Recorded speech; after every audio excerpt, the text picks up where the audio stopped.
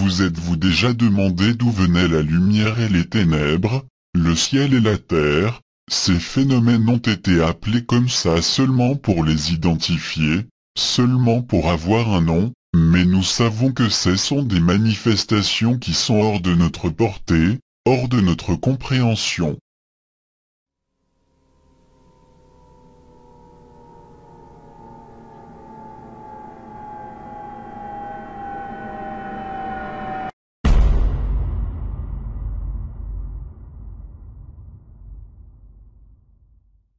Ra avait le pouvoir sur tout, son pouvoir était infini, il était amorphe, il pouvait prendre la forme qu'il voulait, il nommait les choses, leur donnait une forme, et donc les faisait une réalité.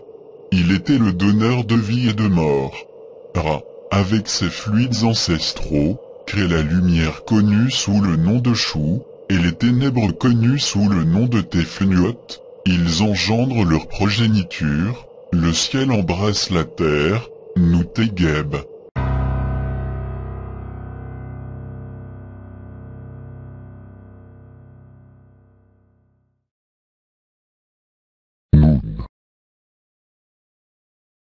Comme Ra pouvait prendre la forme qu'il voulait, être celui qui il veut, et se manifester de la manière qu'il souhaite, il décide de prendre la forme d'un être humain.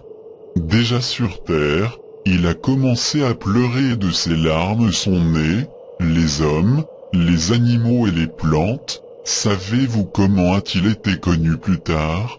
Comme le premier pharaon. Comme il était déjà humain, il a commencé à vieillir et à perdre de la force.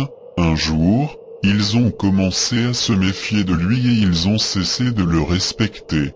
Alors avec son terrifiant et effrayant œil, il décide de punir les êtres humains, dépourvus de soumission et de vénération.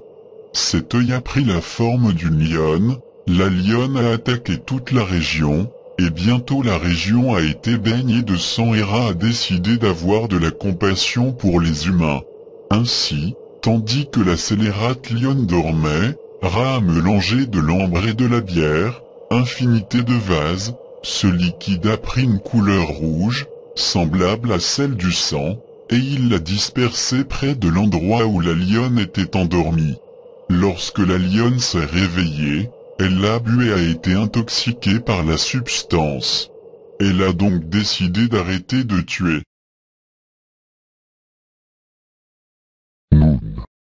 Mais maintenant, d'où vient Ra? Qu'est-ce que c'est Ra? Qui est Ra? Une substance abstraite, un élément chaotique, un océan inerte entouré de ténèbres, un concept impropre, ça s'appelle Nun, mais bientôt il serait conscient de lui-même, son pouvoir était si immense qu'il a créé un œuf géant et brillant, et de là, surgirait Ra.